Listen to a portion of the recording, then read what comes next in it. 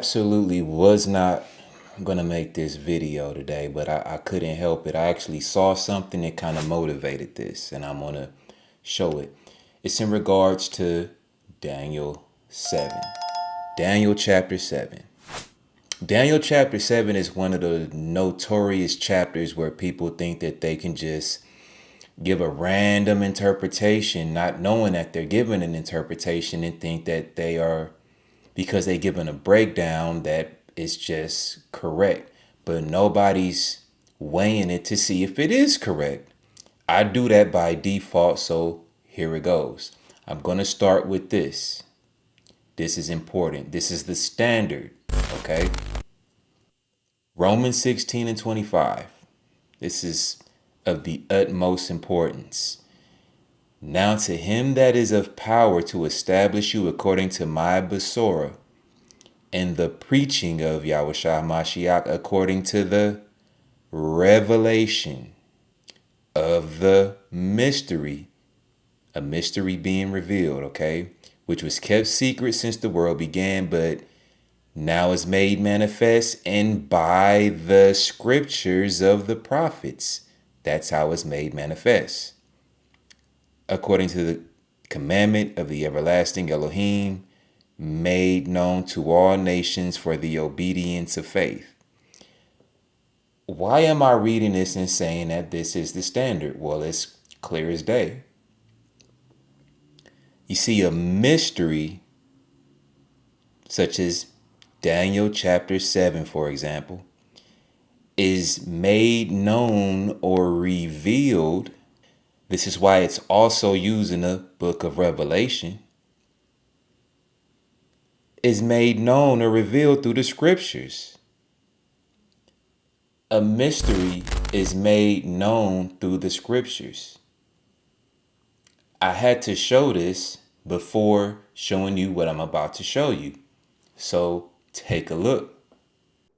So let's go back to Daniel chapter 7. It says, the first beast was like a lion and had eagle's wings. Now it says a lion that had eagle's wings. Let's look at this. Can y'all see that? Yeah, y'all should be able to see that. It says, let's see. This is from World Monuments Fund, WMF.org. It says, the Lion of Babylon in history. The Lion of Babylon, a 2,600-year-old black basalt statue of a lion trampling a man, is among the most celebrated archaeological artifacts in the history of Iraq. The first sculpture to be rediscovered in Babylon in the late 18th century. The Lion of basalt is believed to have been taken. So literally, as you just saw, and this goes right over people's heads, people are looking for breakdowns with no thought or wonder if this quote unquote breakdown is correct or if it's coming from the scriptures, which is the damn standard. Yeah, somebody's giving a quote unquote breakdown. Y'all rather have an emotional attachment to something that's wrong than when somebody's showing it to you out of the book. It's not, what's the word? It's not stimulating your emotions. So you think it's wrong. That's how backwards people are. So as you see right here, this is Daniel 7 and 4.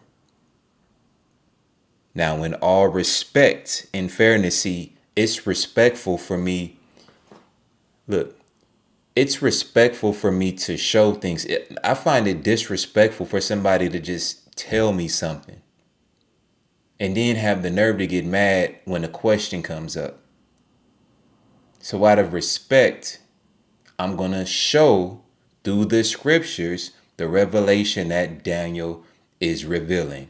Let's get it. Daniel 7 and 4. The first was like a lion and had eagle's wings.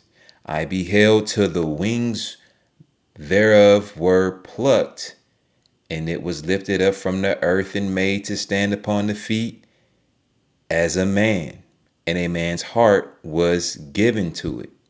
Now, as you see, I have things highlighted for a reason, because these are elements that we have to look for in order to get the proper revelation, not just get a YouTube breakdown. I hate that. So we see a lion, eagle's wings, and that these wings were plucked. And in the latter part, you see to stand upon the feet as a man, and a man's heart was given to it. I'm not going to do this ignorant thing like running some random website when we clearly know that it's through the precepts we get understanding. We know this, but we fall for anything going to a random website, and you think this is something being proven. No, it's just going to a random website. That's disrespectful to Daniel and the Most High, for real. See, Daniel doesn't leave anybody hanging. So if Daniel's giving us chapter 7 and verse 4, he's going to give us the understanding in the book, in the scriptures, like Romans said. So what we're going to do is go to the same book, but chapter 4, 3 chapters earlier in the book. Imagine that. It says, let his heart be changed from a man's heart, and let a beast's heart be given unto him. We're going to have this him be revealed to us. The him is this beast. In all, fairness, well, the brother read it in the video, but I mean, when you read something, you read it. These beasts are kings. So this king here, this he will be revealed. But I'm showing this to show that it's lining up with Daniel 7 and 4 in reference to the man's heart. Because in order for a man's heart to be given to somebody, it has to be removed. This is the account in chapter 4 and verse 16 of the heart being removed. He was given the heart of a beast. The other part that's highlighted here is the let 7 periods of time pass over him. It's the same him. Okay? Moving forward, same chapter. Notice I'm not going to some random website. It's unnecessary. Daniel 4 and 24. This is just the punchline verses. Get familiar with the chapter. Y'all got to stop being lazy, man. Looking for people to research for y'all, and they going all over the place. But it says, while the word was in the king's mouth, there fell a voice from heaven. It shows us who this king is, saying, O King Nebuchadnezzar, voila, this is the lion right here. To you it is spoken. The kingdom is departed. Notice how the word departed is read. There's only one other word on the screen that's read. It's plucked. Plucked and departed is the same thing. When Nebuchadnezzar got his kingdom, taken from him, that's his wings being plucked. You see, Daniel tells us that the word head, wing, and horn means king. A king without wings is nothing. And they shall drive you from men, and your dwelling shall be with the beasts of the field. They shall make you to eat grass as an oxen. And get this, 7 periods of time shall pass over you. Didn't we read that in verse 16? He had his heart removed, and a beast's heart was given to him. This is why he's being driven out with the beast. It lines up with 7 and 4. See, the understanding is in the book. Let's continue. Until you know that El Elyon rules in the kingdom of men. This until you know that El Elyon rules in the kingdom of men is a man's heart. He's being humbled. He's receiving a man's heart again. It all lines up. Again, all I did was put the punchlines in here. I'm not going to put a whole chapter in here because Negroes is that lazy. I be starting to wonder, like, you know how Europeans say you want to hide something from a nigga, you know the rest.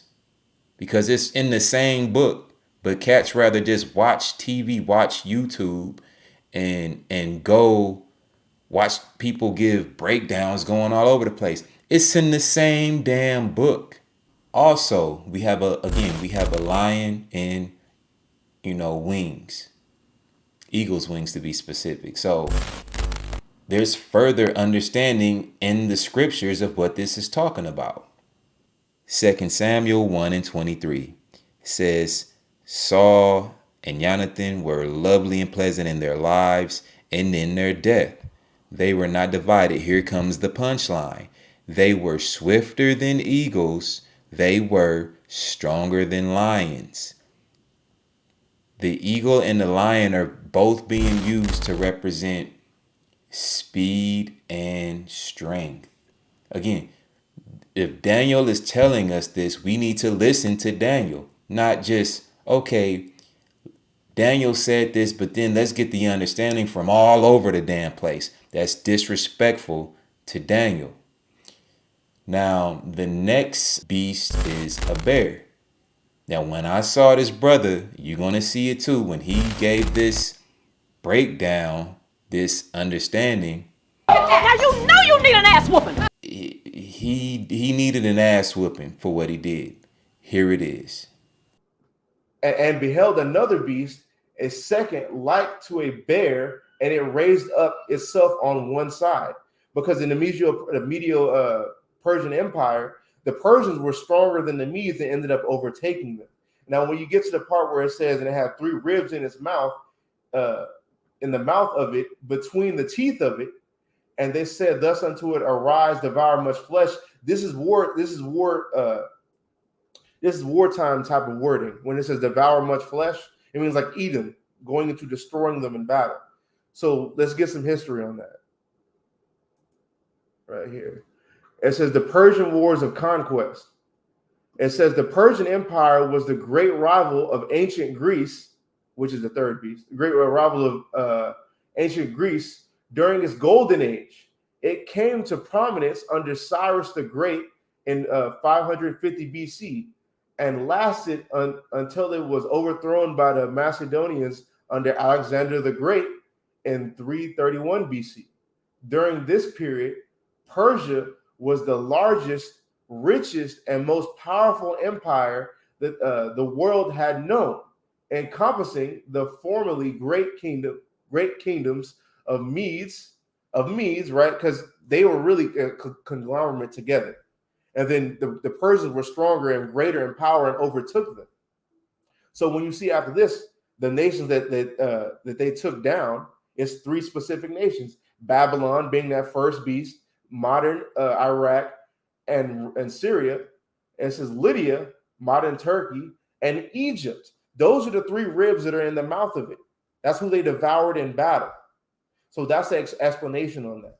So when we go back to Daniy'el chapter 7, right, I'm gonna read it again, and I'm gonna give the interpretation. It says, and beheld another beast, a second like to a bear, and it raised up itself on one side. That's talking about the Persians being higher than the Medes and overtaking them. And it had 3 ribs in the mouth of it, between the teeth of it. That's going into the Persians taking over Lydia, Babylon, and Egypt. I wonder if y'all noticed it. He did the exact same thing. He went to some random place online and made up a Superman story. Okay? Did he use the scriptures like Roman said to reveal a mystery? No, he did not. Basically, he's telling us he does not know. So he's going all over the place to give an answer. It's the wrong answer. Here's the right answer. Daniy'el 7 and 5. And behold, another beast, a second, like unto a bear, okay? And it raised up on itself on one side, and it had 3 ribs in the mouth of it, between the teeth of it. And they said thus unto it, arise, devour much flesh. People all over the place will get it correct. Like, it's Babylon, it's Persia, it's Greece. And then they make up Rome out of thin air, which is wrong. I'm going to get to that point. But, for right here, for what it stands, the brother did say something that was correct in the video. He did mention that it was raised up higher on one side, the Persians. That's correct, because it was the Medes and Elam, which is your Persian. So I'll give credit when it's due. When you're right, you're right. But when you're wrong, you're wrong. The remainder of that was just trash. So here's the correct revelation. So, same book, imagine that, different chapter. 6 from the top. It pleased Darius to set over the kingdom 120 princes. So we have a name, but let's see if this lines up. It's Darius the bear, which should be over the whole kingdom and over these 3 presidents. Why is 3 presidents matching 3 ribs? Because a president is a rib. You see, there's only one other account in the Bible where you actually see a rib. Adam and Eve, you see, it's talking about a helpmeet. These ribs, these presidents, are the helpmeets to the king. And the way the story plays out, we'll read it. I don't just talk like people do on YouTube, but the way this plays out, you're going to see what happens. Also, you see another account with the bone of my bone when Jacob worked for his uncle. He was a servant, or quote unquote helper, to his uncle for a period of years. People think helpmeet is exclusive to marriage, men and women. No. Jacob was a helpmeet to his uncle. We see that with women as well, but in this case, it is 3 presidents. So let's continue. Of whom Daniy'el was first, that the princes might give accounts unto them, and the king should have no damage. This structure or order is for that purpose, so that the king would have no damage. So let's see how and why these 3 presidents are the 3 ribs in this bear's mouth. Again, I know Negroes are lazy. Read the whole chapter because it's a long account. All I did was put the punchlines in here. Verse 24. And the king, what's the king's name? Darius, this bear, commanded, and they brought those men are those 3 presidents who accused Daniy'el. This is why I say read the entire account. They accused Daniy'el of something, and there was a lion's den involved as we continue, and they cast them into the den of lions. This is where you get the mouth. Them, their children, their women, and their lions had a mastery of them and broke all their bones in pieces before they came at the bottom of the den. So here we go. This is the glue right here to understanding these 3 ribs and these 3 presidents who got chewed up. Notice I didn't go to some random ass website and make up a story about the ribs in the mouth. So all he did was say the ribs in the mouth are X, Y, and Z with nothing as to how. This is in the book and it's showing the how and the who and everything.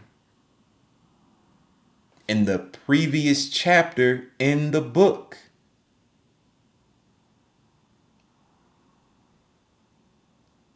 The second beast is chapter 7. This account is chapter 6. How simple is that? It's actually harder to go to all these random websites and dig up all this BS just to give a breakdown that's not the scriptures. Also in the scriptures, Lamentations 3 and 10. He was unto me as a what? Bear lying in wait, and as a lion in secret places. This is the two animals that we've gone over. You see the nature of them, to hunt and to kill. That's why Daniel is using them. Now, the third beast that he mentions, he really needed a. Now you know you need an ass whooping. Here's why. It says, after this, verse 6, after this I beheld, and lo, another like a leopard. Another like a leopard, because you got to remember, this is talking about the kings. Going back to Daniel 7 and 17 again, says these great beasts, which are four, are kings. So that's talking about the king of whatever nation took over the Persian. That's talking about Alexander, who headed up Greece. So it says it was like unto a leopard. He's not like unto a leopard. Now let's go into an image. Let's go into an image of Alexander the Great. Let me see if I got this right here. Right.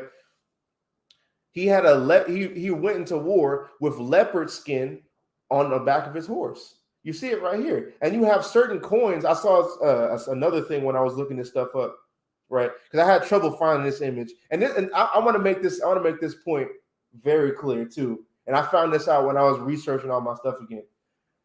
A lot of sources that we have, y'all need to back these up. So as you just seen, I kid you not, this is why I put it. It's a public video. Now people would swear he's giving this revelation, quote unquote, breakdown, but it's not in the scriptures. He's on Google Images pulling up random images of alleged, Alexander on some horse, and it's got some leopard skin. It was an embarrassment, and he calls himself a teacher, and this is what you're doing?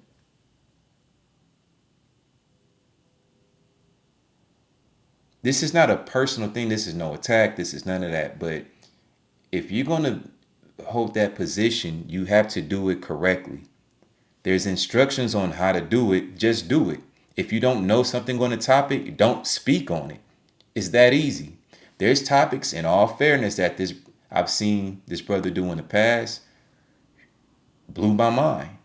His scripture use was amazing, is what I mean by blew my mind. Not just because he gave them, I don't do the emotional mess. I listen to what you're saying, and I'm looking to see what you're showing. Does it line up with what's in the book? And it does. This is not this brother's topic. Third beast, Daniel 7 and 6. After this I beheld, and lo, another, this is the third one, like a leopard. Doesn't mean anything about a leopard on a horse, okay? Which had upon the back of it 4 wings of a fowl. So again, wing, here we have wings again. This is kings or rulers. The beast had also 4 heads. Again, heads is another sign of rulers. That's like Nebuchadnezzar was called the head of gold, and dominion was given to it. What does this mean? In the book, keeping in the scriptures, I take Romans 16 serious, unlike some other people. Let's take a look. First Maccabees 1 and 1. And it happened after that, who? Alexander, son of Philip, the Macedonian. And Macedonian is not a nationality, y'all. People be acting like it's a nationality. No, it's the name of a city, and whoever's in that city is called a Macedonian if they're a resident. No different from, Los Angeles. Any people from many different nationalities live in they're called Los Angelinos, man. No matter their nationality. But that's another point.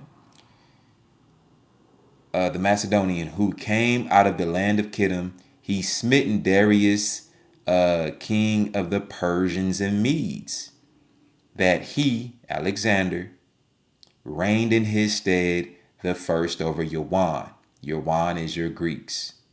So here we see a name here. What does his name have to do with the four wings? Imagine this. Daniel tells us. It's crazy. It's in Daniel, but nah, let's just pull up a stupid, I'm going to call a spade a spade. Let's just pull up this stupid ass picture artwork of somebody, of Alexander with leopard skins under his horse, or on top of his horse. Daniel 8, starting at verse 20. It's using another mystery parable to show the understanding. The ram which you saw having two horns are the kings of the Medes and Persians, and the rough goat is the king of Yawan. This is talking about the account we literally have on the screen, 1 Maccabees 1:1. And the great horn that is between his eyes is the first king. Doesn't it say first king is Alexander, son of Philip? Now being broken, this is when Alexander died later on, like a few verses down, he dies. He didn't rule that long, okay? Read the accounts. Four stood up for it. 4 kingdoms shall stand up out of that nation, but it's not according to the way he ruled. This 4 kingdoms is the 4 wings, 4 rulers. That's why wing means king. Heads, these are the heads ruling. Like, to be a head of something is the say so of something, in charge. Okay, but that's the key thing here. Daniel tells us everything, and then it comes to pass. But we rather have an emotional attachment to things because it's it's Alexander sitting on a horse with leopard skin. Alexander wearing leopard skin drawers. Oh, but it's right here in the book. Also, in regards to the leopard, the scriptures for this revelation also says this. Ecclesiasticus 28:23.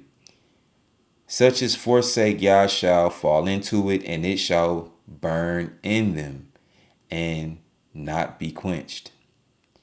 It shall be sent upon them as a lion, imagine that, and devour them as a leopard. These are wild animals, but these kings are being referred to as these wild animals because they're wild. Just because you in charge don't make you like righteous. We see that in the United States.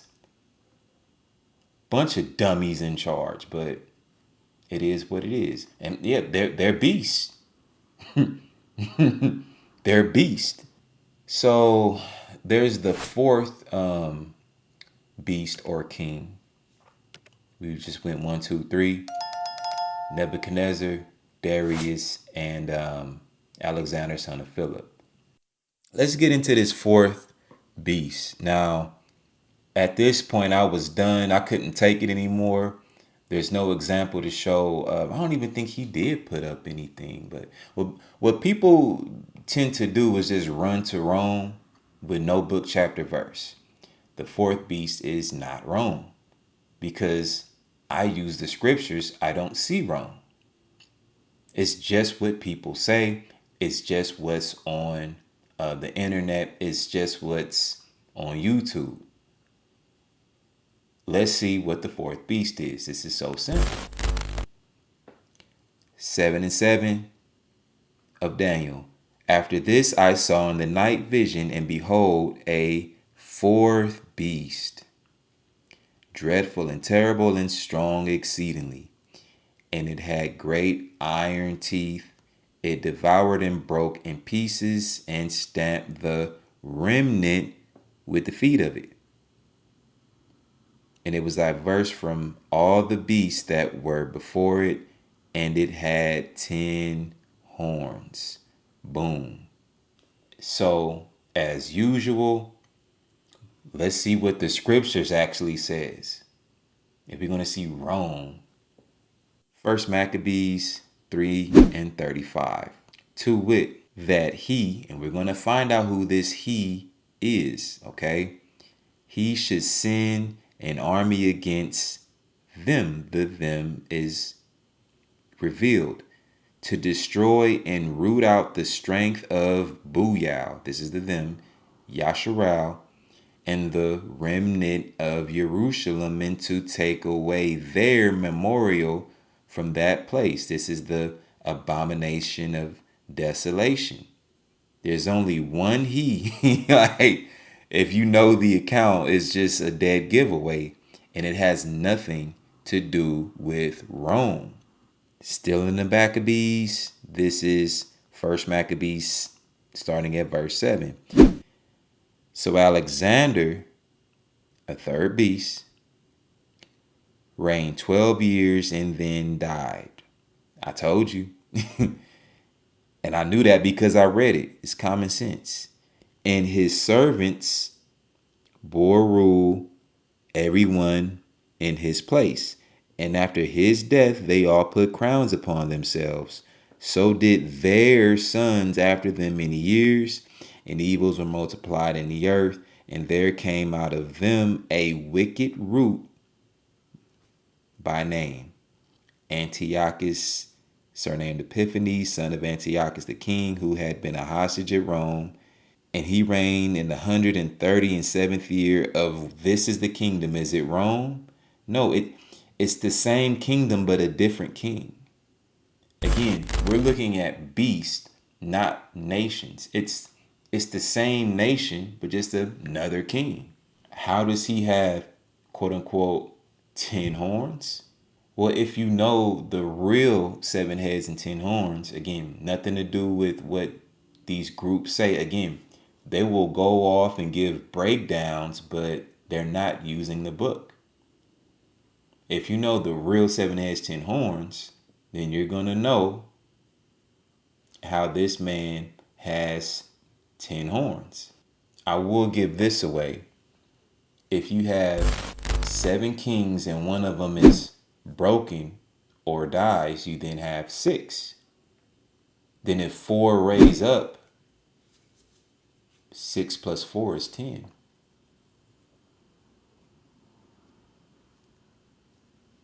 That's how this little horn would have 10 horns. But that's for a later video. But as far as this goes, again, this was not planned. This was spurred a moment. I saw this and it was just an embarrassment. And it's like, no wonder people look at us like, y'all just a bunch of dummies. Y'all fall for anything. Because we run off with we put emotions, not we, y'all. Y'all put emotions up in the forefront and then disregard logic. Did he prove what he said using the scriptures? He's literally telling you, I'm not using the scriptures. I'm going to a random website. And he's using that as if it's thus saith the Lord. Like, come on, bruh. That's a straight up, that's a slap in the face. But hopefully this was clear. That's all I have for now as it is written, and I'm out.